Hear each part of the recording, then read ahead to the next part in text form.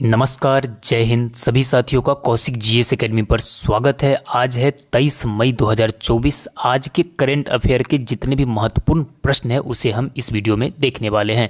तो अगर आप अभी तक हमारे चैनल पर नए हैं तो हमारे चैनल से जुड़ जाइए।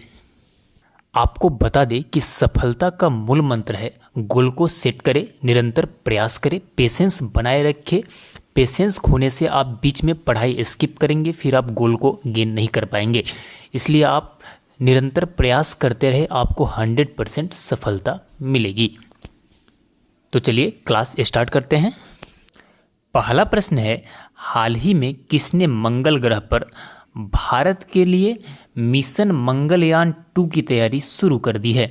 तो आपको बता दी कि ऑप्शन नंबर ए राइट हो जाएगा। इसरो ने मंगल ग्रह पर भारत के लिए मिशन मंगलयान 2 की तैयारी शुरू कर दी गई है।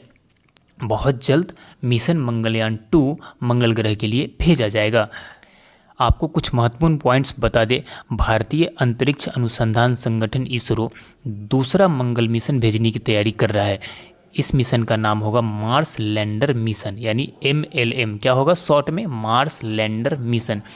ये जो व्याख्या करते हैं इसमें बहुत सारे प्रश्न छुपा हुआ रहता है, तो ये VVI पॉइंट्स इसे ध्यान में रखिएगा। क्या नाम होगा? मार्स लैंडर मिशन यानी MLM। पहले सफल मिशन का नाम था Mars orbiter mission. Mars orbiter mission यानी मॉम नाम था, जो पहला मिशन था मंगल ग्रह के लिए। पहले मिशन को मंगलयान कहा जा रहा था, दूसरे मिशन को आप मंगलयान 2 बुला सकते हैं। चलिए नेक्स्ट क्वेश्चन देखते हैं। अगला क्वेश्चन है कि हाल ही में भारतीय सेना ने कहाँ उच्चतम टैंक मरम्मत सुविधाएं स्थापित की है? तो पहली बार भारतीय सेना ने उच्चतम टैंक मरम्मत, जो युद्ध में टैंक यूज की जाती है उसका जब उसमें जो प्रॉब्लम आती है, उसमें जो खराबी आती है, उसकी मरम्मत के लिए पहली बार भारत ने उच्चतम टैंक मरम्मत सुविधाएं स्थापित की है। तो ये की गई है लद्दाख में। काफ़ी मुश्किल जगह माना जाता है यहाँ पर, तो लद्दाख में ये टैंक मरम्मत, उच्चतम टैंक मरम्मत सुविधाएं स्थापित की गई है, ध्यान में रखिएगा। आपको कुछ महत्वपूर्ण पॉइंट्स देखते हैं। भारतीय सेना ने चीनी सीमा के पास स्थापित टैंक मरम्मत सुविधाएं गतिरोध के बाद उठाया कदम। भारतीय सेना ने पूर्वी लद्दाख में 500 से अधिक टैंक और पैदल सेना के लड़ाकू वाहनों को तैनात करने के साथ दुनिया की 2 सबसे ऊंची टैंक मरम्मत सुविधाएं स्थापित करके एक तरह का रिकॉर्ड बनाया है। क्योंकि भारत और चाइना का संबंध अच्छा नहीं रहता है कभी भी युद्ध की हालात में, ये काफ़ी हेल्पफुल होगा हमारे सेना के लिए। चलिए नेक्स्ट क्वेश्चन देखते हैं।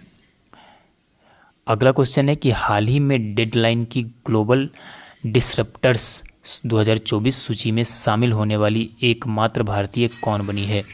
इस सूची में शामिल होने वाली एकमात्र भारतीय बनी है Deepika Padukone. Option number A right हो जाएगा, दीपिका पादुकोण। आप देख लीजिए यहाँ पर कि भारत की ग्लोबल एम्बेसडर और आइकन दीपिका पादुकोण को हाल ही में प्रेस्टीज इंटरनेशनल पब्लिकेशन द्वारा 2024 में मूवर्स एंड शेकर्स वर्ग के लिए डिसरप्टर्स के रूप में ईवा लोंगोरिया, उमा थुरमन और ली सुंग जिन के साथ सम्मानित किया गया है।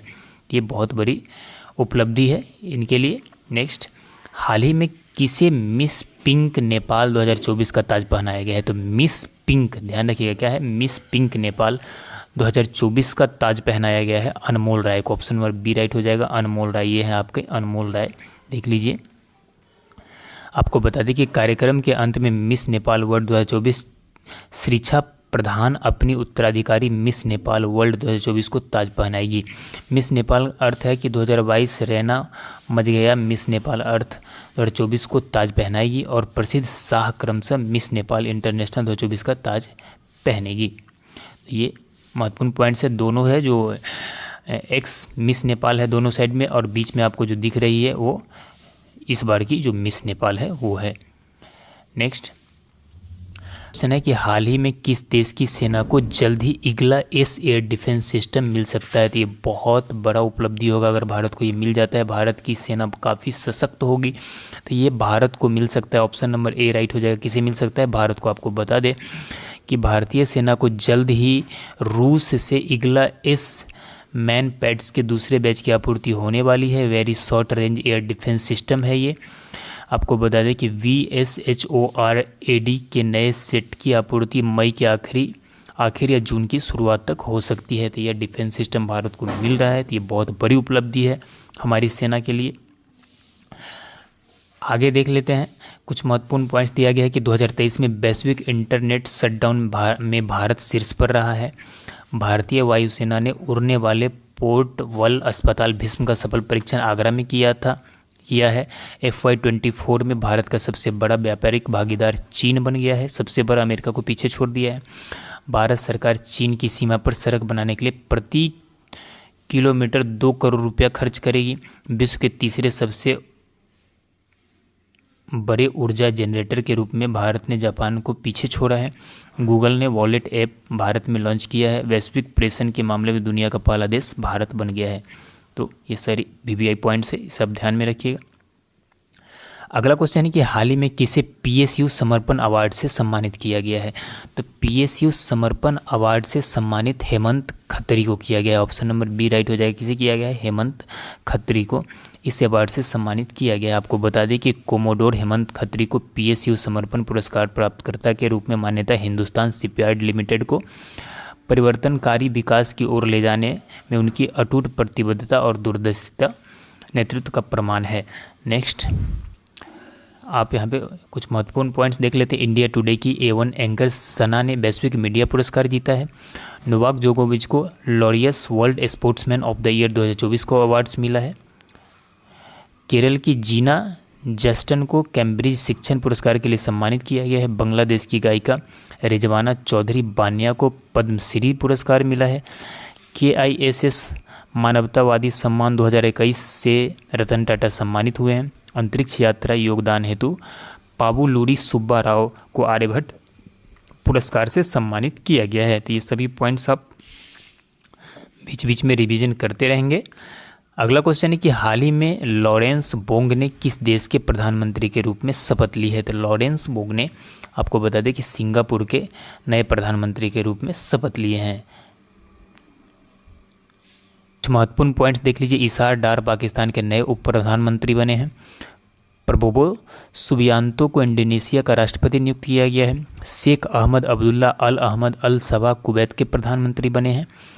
आद्रेज प्लेकोविक को क्रोएशिया के फिर से प्रधानमंत्री नियुक्त किया गया है। पीटर प्लेग्रिनी स्लोवाकिया के राष्ट्रपति का चुनाव जीता है। और अब्देल फतेह अल सीसी मिस्र के तीसरी बार राष्ट्रपति बने हैं। और नेक्स्ट है आपके कि जूडिथ सुमिनवा तुलुका कांगो की पहली महिला प्रधानमंत्री नियुक्त हुई है। ये सभी राजनीतिक बदलाव हुए हैं, इसे आप ध्यान में रखिएगा। हाल ही में जारी Times Higher Education Young University ranking 2024 में कौन शीर्ष पर रहा है। तो भारत में जो यूनिवर्सिटी शीर्ष पर रहा है वो है Mahatma Gandhi university. Option number C right हो जाएगा, महात्मा गांधी यूनिवर्सिटी। अगला क्वेश्चन देख लीजिए कि IPL 2024 के फाइनल में पहुंचने वाली पहली टीम कौन बन गई है। आपका आंसर भी यहीं आ गया है, तो वो KKR बन गया है। पहली टीम कौन बन गया है? कोलकाता नाइट राइडर्स, वो फाइनल में पहुंच गया है। नेक्स्ट क्वेश्चन है कि भारत का कौन सा राज्य 25 मई से आर्टिफिशियल इंटेलिजेंस से संचालित यातायात प्रणाली शुरू करेगा। तो ये इंटरफिशियल इंटेलिजेंस से संचालित यातायात प्रणाली शुरू करने वाला पहला राज्य बन जाएगा आपका Sikkim. Option number B right हो जाएगा, सिक्किम। आपको बता दें कि भारत का सिक्किम राज्य 25 मई से आर्टिफिशियल इंटेलिजेंस से संचालित यातायात प्रणाली शुरू करेगा। बता दें कि राज्य में अब ट्रैफिक का संचालन कंप्यूटर सॉफ्टवेयर के जरिए होगा और इसमें ट्रैफिक पुलिस का हस्तक्षेप बेहद कम होगा। ये बहुत बड़ी उपलब्धि होगी सिक्किम के लिए। नेक्स्ट क्वेश्चन है कि एलन मस्क ने कहाँ स्टारलिंक उपग्रह इंटरनेट सेवा की शुरुआत की है। तो एलन मस्क ने स्टारलिंक उपग्रह इंटरनेट सेवा की शुरुआत इंडोनेशिया में की है। कहाँ पे की है? इंडोनेशिया में। ऑप्शन नंबर डी राइट हो जाएगा। एलन मस्क ने दुनिया के सबसे बड़े द्वीप समूह राष्ट्र इंडोनेशिया में स्टारलिंक उपग्रह इंटरनेट सेवा की शुरुआत की है। नेक्स्ट क्वेश्चन देखते हैं, तो आप देख लीजिए यहाँ पे कि अंतर्राष्ट्रीय एल्युमिनियम संस्थान का उपाध्यक्ष किसे नियुक्त किया गया। तो ये नियुक्त किया गया जॉन स्लेवन को। अंतर्राष्ट्रीय एल्युमिनियम संस्थान का उपाध्यक्ष जॉन स्लेवन को नियुक्त किया गया है। नेक्स्ट क्वेश्चन कि प्रतिवर्ष अंतर्राष्ट्रीय जैव विविधता दिवस कब मनाया जाता है। तो जैव विविधता दिवस 22 मई को मनाया जाता है। प्रतिवर्ष कब मनाया जाता है? 22 मई को मनाया जाता है।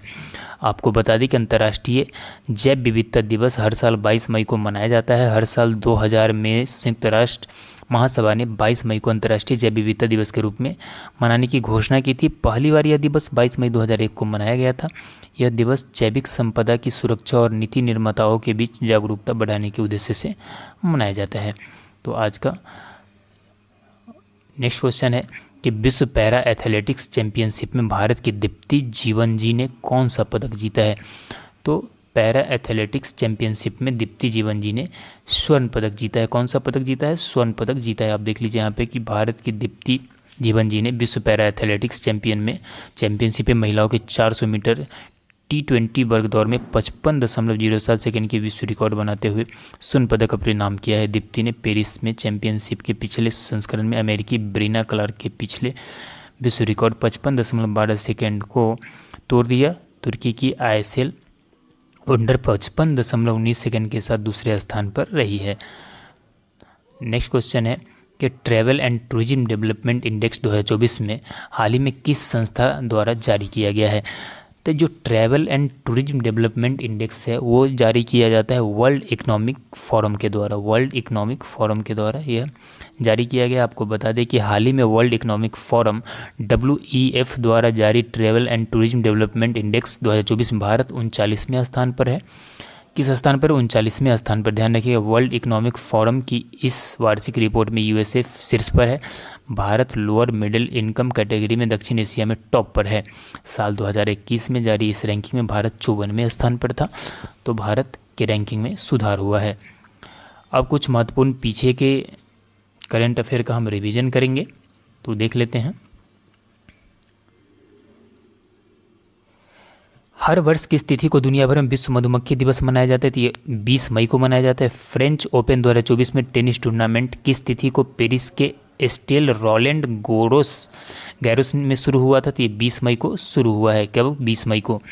नेक्स्ट क्वेश्चन है कि जापान के कोबे में विश्व पैरा एथलेटिक्स चैंपियनशिप में किसने हाई जंप में रजत पदक जीता है? तो ये निषाद कुमार ने विश्व पैरा एथलेटिक्स चैंपियनशिप में रजत पदक जीता है। नेक्स्ट है कि कहाँ के राष्ट्रपति इब्राहिम रईसी का हेलीकॉप्टर दुर्घटना में निधन हो गया है? तो ईरान के राष्ट्रपति थे। कहाँ के? ईरान के राष्ट्रपति है।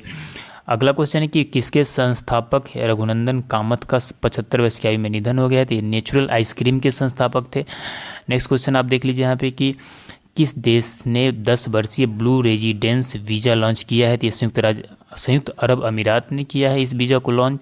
और विप्रो ने किसको कंपनी का चीफ ऑपरेटिंग ऑफिसर यानी CEO नियुक्त किया है? तो संजीव जैन को किया है। किसे? संजीव जैन को किया है।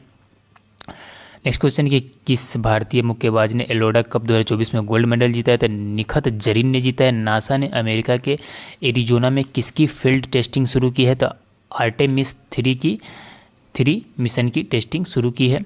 नेक्स्ट क्वेश्चन है आप देख लीजिए यहाँ पे कि भारतीय नौसेना ने अगले प्रमुख के रूप में किसे नियुक्त किया है? तो दिनेश कुमार त्रिपाठी को नियुक्त किया है। सर्वश्रेष्ठ हवाई अड्डा स्टाफ के लिए स्काई ट्रैक्स अवार्ड 2024 किस भारतीय एयरपोर्ट को मिला है? ये GMR हैदराबाद इंटरनेशनल एयरपोर्ट को मिला है। नेक्स्ट क्वेश्चन आप देख लीजिए यहाँ पे कि हाल ही में तिरंगी बर्फी को GI टैग दिया गया या किस शहर में से संबंधित है? तिरंगी बर्फी वाराणसी से संबंधित है। हाल ही में तिरंगी बर्फी को GI टैग मिला, ये वाराणसी से संबंधित है। हाल ही में तिरंगी बर्फी ये वाराणसी से संबंधित है।